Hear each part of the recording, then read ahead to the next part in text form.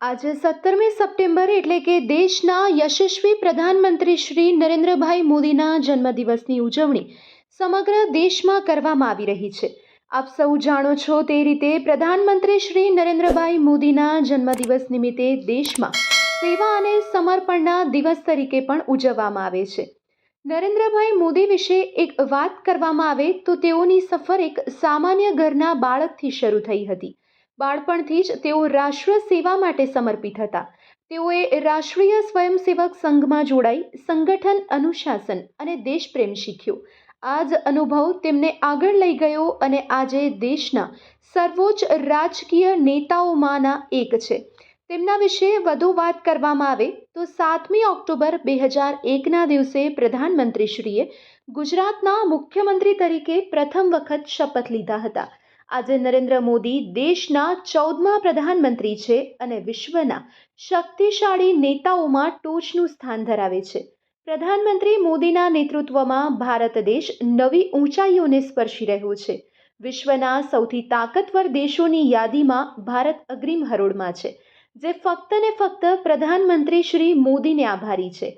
ગુજરાતના મુખ્યમંત્રી બન્યા બાદ નરેન્દ્ર મોદીએ શિક્ષણ, કૃષિ, પાણી, ઉર્જા સહિતના વિષય પર સફળ કામગીરી કરી અને જેના કારણે દેશમાં આજે ગુજરાત મોડેલની ચર્ચા થઈ રહી છે।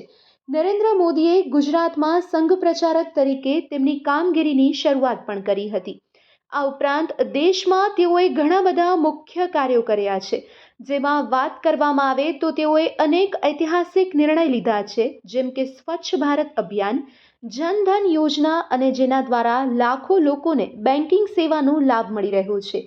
તો મેક ઇન ઇન્ડિયા અને સ્ટાર્ટઅપ ઇન્ડિયા નામનું અભિયાન પણ તેઓએ શરૂ કર્યું। તો આત્મનિર્ભર ભારતનું વિઝન દરેક દેશવાસીઓને આપ્યું છે। આ સાથે જ આર્ટિકલ 370 એટલે કે 370ની કલમનો તેઓએ ઐતિહાસિક નિર્ણય લીધો છે અને આંતરરાષ્ટ્રીય સ્તરે ભારતને એક નવી ઓળખ અપાવી છે। આ સાથે જ 2014માં સમગ્ર દેશની આશાઓ વચ્ચે પ્રધાનમંત્રી જ્યારે ભારતના વડાપ્રધાન બન્યા ત્યારે સબકા સાથ સબકા વિકાસના મંત્ર સાથે તેમણે દેશને એક નવી દિશા આપી હતી। તેમના નેતૃત્વમાં ભારતે માત્ર વિકાસ જ નહીં પરંતુ ગૌરવનો પણ અનુભવ કર્યો છે। ત્યારે આજે દેશના યશસ્વી વડાપ્રધાન નરેન્દ્રભાઈ મોદીના જન્મદિવસે આપણે તેમની સેવા, સમર્પણ અને દેશપ્રેમને નમન કરીએ।